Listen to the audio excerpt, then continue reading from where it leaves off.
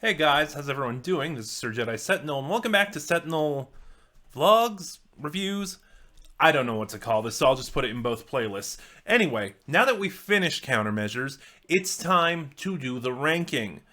As you can see, I don't have my usual setup at the moment. I went back to one of my older setups because this is just going to be the introduction.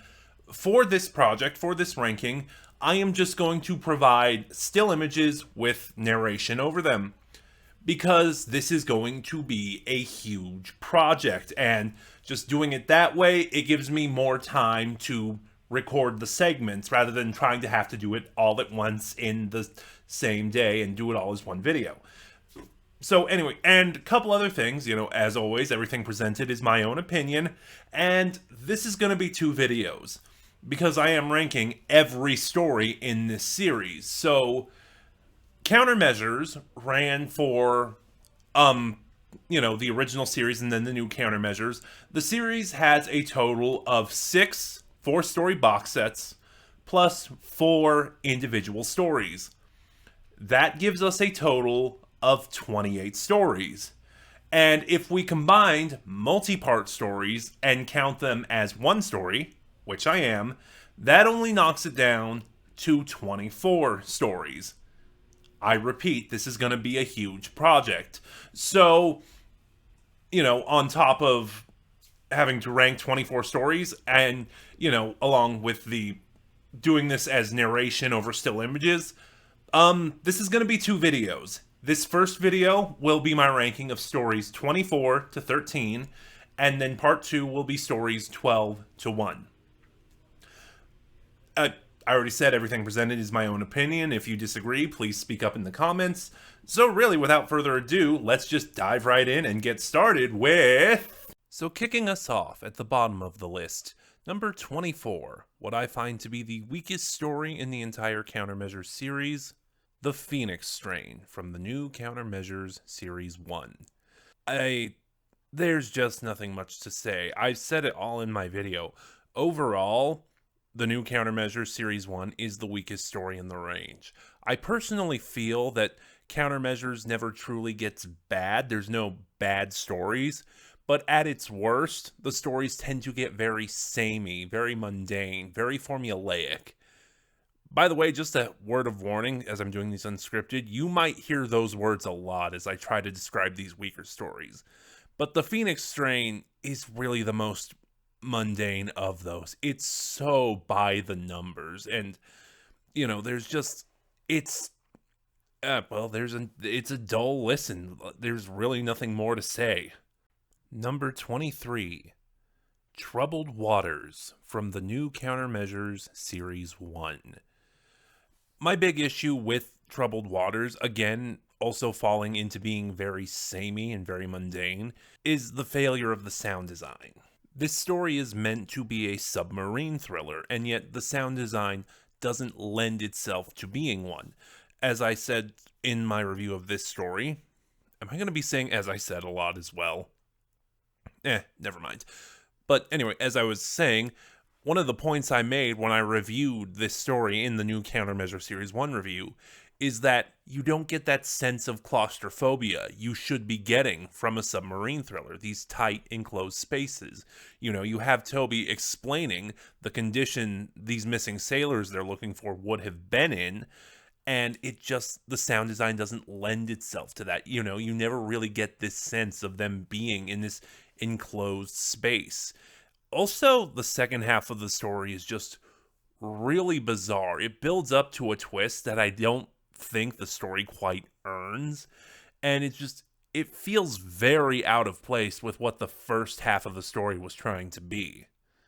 Number 22, The Fifth Citadel from Series 2. Oh, Series 2 is such a massive improvement from Series 1. The stories are mostly great, except The Fifth Citadel. Again, it falls into that trap of being really mundane. By this point, this is going by story count, this would be the 6th story, and we've already got a feel for the team and a feel for the stories and the formula, and this is really the first one where you start to see the paint by numbers nature of some of the weaker stories in the Countermeasures range. The only real highlight of this story is Celia Imrie as its villain, and her chemistry with Hugh Ross as Toby is just amazing. Unfortunately, their scenes are few and far between, and it kind of feels like this story is rushed. Celia Imrie's character is giving Toby this ransom to deliver, and then suddenly Rachel pops in and says there's an even bigger threat, and it just ultimately the story kind of rushes itself. It leads to a very lackluster ending. Number 21, The Hollow King from the New Countermeasures Series 3. I do have to admit, I did think on my first listen this story, again, had that problem of being samey, mundane, and paint by numbers. On my second listen, I found I liked it a lot more. There were more things I picked up on, and there were things I just didn't notice. And then there are things that feel really forced. Like, Allison is kind of the hippie of the team, and this story really tries to push that past what I believe would be believable for what Allison is into. Like, in between countermeasures and the new countermeasures, she spent time in a kibbutz, and as the new countermeasures went on, she kind of talked about how she hated that. Allison's older, she's kind of growing out of her wild phase, so trying to put her in this scenario isn't all that believable. Also, the villain reveal is really lame. I'm sorry, but, it's a character or characters we met for 2 seconds in an earlier scene. Blink and you'll miss it. It's just, you know what? That's a good way to sum up this story. It's just kind of lame. Number 20, The Palage Project from Series 1. Oh, this story. I seem to recall in my review, I had a lot of trouble with this story because Series 1, I do believe, is one of the weaker series in the range, and just, while there are some highlights, there are none that I can think of from the Palage Project. Actually, scratch that. Stephen Grief is really good, but that's pretty much it. I struggled during my review of that story, and I'm struggling now. There's just nothing much to say about it. It's not all that memorable. Again, except for Stephen Grief, and his scenes and his character are the most memorable part of it. If not kind of funny, because as setting up countermeasures as a 60s series, it does kind of play into some of those dated tropes, the environmentally conscious billionaire whose plan is to destroy the world and, flee to a new utopia. Even though that raises several questions about, okay, the world and the economy you're destroying, you kind of function in this economy. Without it, how are you going to function? But beyond that, there is just nothing really good to say about this story. There's nothing bad to say about it, but it's just not all that memorable. I'm sorry, I kind of talked in circles on this one, but I'm just trying to pad for time so that this segment's not 20 seconds. Number 19, The Concrete Cage from Series 3. The Concrete Cage is actually mostly a really good story. The problem is, it feels really out of place with the rest of Series 3. For most of Series 3, you have this narrative arc going on that sort of leads up to the conclusion of the original Countermeasures series. And then crammed right in the middle of it, you have the Concrete Cage, which is just more of the same for the Countermeasures team and has them veering off from the plot of this box set completely to do just a regular mission. That's really the Concrete Cage's biggest problem. It's got some interesting concepts and idea, but ultimately it is just let down by how out of place it feels. Number 18, Threshold from Series 1. The opening story of the entire series. Threshold has a lot of good going for it. I think there is a great story in here somewhere. It's just got some major issues. I think the team is introduced and reintroduced fairly well. All of the actors slip seamlessly back into their characters, and Hugh Ross as Toby is just perfect in his introduction. Or I believe it's his introduction. I don't remember if the Assassination Games was released before this or not. Anyway, and I think this story has a pretty interesting take on teleportation. Not original or unique. I feel like teleporter sends you to another dimension has been done before, but it still feels fresh enough, and the presentation here is really well. There's also some really good side characters, and there's this great sense of tension and build-up as the team tries to solve this mystery, including a really horrifying moment involving Rachel and a doll that is still scary today. But I've said this before, both in my review in the video and the last time a Series 1 story came up on this list. I think I did. I've been doing this over the course of several days, so don't hold me to that if I forget or got it wrong. But I've said this before, Countermeasures Series 1's biggest problem is its really terrible sound design, and across the 4 stories, Threshold is the one worst affected. It opens with just this calamity. There is just this sequence of cacophonous noise, and I still don't know what's going on here. And I've listened to this set 5 times by now. It doesn't make sense. And I think those sequences of indecipherable cacophonies of noise, I think they happen the most in Threshold, and it really damages this story. At least it does for me. Number 17. The Splintered Man from the new Countermeasures Series 2. I actually don't have a lot to say on this story. There's some good things going on here. Again, performances are really great. There's some interesting ideas here. I really don't think this one's all that memorable. There is a unique setting to this one. The Countermeasures team is in Brazil. And if you know anything about Brazil post-World War II, it does give this sense of danger to the story, just because the Countermeasures team is essentially on their own. You know, they have no allies here. And there's even a really good side character, a Brazilian cop, who is really effective at being the tertiary antagonist.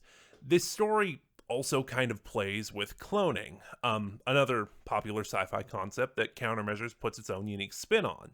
And that's all I have to say. Like I said, beyond that, it's not all that memorable. It's just got some decent performances, and really, this one is just a case of, I like this one okay, I just like everything else that comes after it more. Number 16. Peshka from Series 2. After 6 stories, this is the first globe-trotting story the Countermeasures team has. They find themselves in Amsterdam, I believe it was Amsterdam, watching a chess tournament, hoping to help a Russian defector. This is kind of the biggest drawback of the story for me. You have this international story, you know, you're establishing the globe-trotting aspect of the Countermeasures team, and the sound design does not help the setting at all. It doesn't lend itself to setting it apart from previous stories, which I think is a big weakness. Everything else about this story is great. This is a story where Allison really gets to shine. This kind of plays on that Cold War conspiracy of psychic warfare, and it does it really well with the concept of psychic bombs. The characters come off as being out of character for what they know them to be, but as you go on and listen, you realize that's the point. There's a reason they're being out of character, and it adds to this sense of unease and tension. The tension in this story is actually really masterful. And again, just the concept of the psychic bomb, I believe that's what they call it in the story, that is executed really well, and it leads to this just harrowing conclusion, as thus far, it's the closest Countermeasures enemies have gotten to winning. Number 15. The Forgotten Village from Series 3. Let me preface this by saying, I think Allison is my least favorite character in Countermeasures. There's nothing really wrong with her, and Karen Gledhill turns in really good performances, but it's just, most of the stories didn't really have much use for her. You know, this 4-person team, I often criticized across these reviews that the division of labor was really poorly handled, and more often than not, it was Allison getting the short end of the stick. You know, when Rachel joined the team and she became in charge of it and sort of the scientific advisor, Allison became Rachel's assistant, and her role was kind of made redundant a lot of the time. All of that being said, this is the lead up to saying the Forgotten Village is Allison's best story in this entire series. This is a story where she gets the spotlight. It's one of the only stories where she gets the spotlight, and not in a way where she becomes the damsel or the victim of the villains like some of the other stories in the series do. Um, this story focuses on Allison's domestic life and her strained relationship with her father, and what happens when her working world begins to cross over into her domestic life. And it's all fantastically handled. Like I said, Karen Gledhill is the star of this story. That being said, given what ends up happening at the end of series 3 and what this is all building up to, the end of this story opens up some plot threads that aren't resolved, or at the very least aren't resolved properly. What the stories that come after this, you can kind of infer what happened, but it's just sloppy execution. Number 14, Manhunt from Series 2.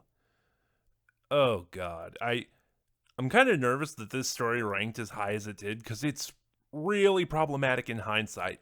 Like, I'm sure when it came out, it was fine, and I don't think Matt Fitton had any ill intent when he wrote this story. It's just, man, the twist of this particular story has not aged well at all. And it's a shame because it's so good up until that point. There's this really tense mystery going on. I am using the word tension a lot. But no, this story is so tense. Ian is framed for a murder he didn't commit. He has to go on the run. The military or the government or something is starting to intervene and trying to put this new person in Ian's place. Toby knows Ian is innocent, and he has to, work in the shadows to try and help get Ian acquitted and reinstated. Rachel and Allison have no idea what's going on. And then we get the twist. And keep in mind, I am a cis male. So, for all I know, I have no idea what I'm talking about here. If one of my viewers could correct me and kind of help me guide me, that would be so much appreciated. But anyway, the twist. So the villain of this story is a young woman who, because of eugenics experiments performed on her to try and create the perfect super soldier, she can change her physical sex at will.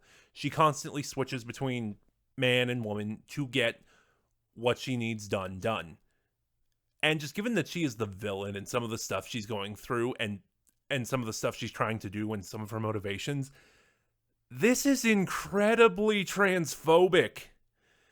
And it's a really big black mark on an otherwise fantastic story. Like, I'm gonna end it with just, what can I say but yikes? Number 13. Nothing to see here from the new Countermeasures Series 1. So I kind of talked about it a little bit with previous stories, but one of the things I really want to praise Countermeasures overall with is putting these sort of new or interesting spins on classic sci-fi stories and sci-fi concepts. Like I just talked about Peshka did with that sort of psychic warfare, Cold War conspiracy theory. Threshold did it with teleportation, and so on. There was another example, and now I can't think of it. Nothing to See Here does the same thing with invisibility, whereas sort of classic invisibility stories talk about how it's the science of light refraction, and you have to alter how light is refracted off of you to make yourself invisible. This story makes it more a perception issue.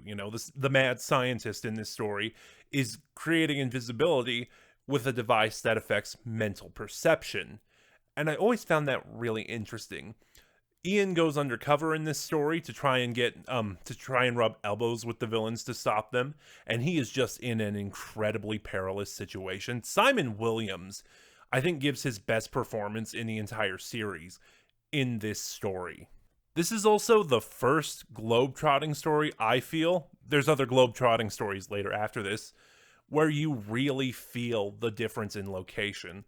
Like I said, Peshka was the first globe-trotting story, and the sound design didn't really lend itself to creating a new setting outside of the UK. Nothing to see here, I feel, is really the first globe-trotting story where the countermeasures team goes international and you really feel like you're in a different location. There's also a fantastic scene at the end where the machine has just messed up Ian's mind so much and Rachel is trying to bring him back into reality. Suffice to say, I ship Ian and Rachel. And this is the end of part 1. What were your thoughts so far? How would you rank the stories of Countermeasures? Hopefully, we'll be back next week to conclude with the second half of this ranking with number 12 to number 1. As always, remember to like, comment, subscribe, click the bell next to subscribe to get notifications when I upload, share the video around, all of it helps my channel grow, and in the description box below, you'll find the link to my Twitter where you can follow me and get updates on the channel. This is Sir Jedi Sentinel, and I will see you guys next time.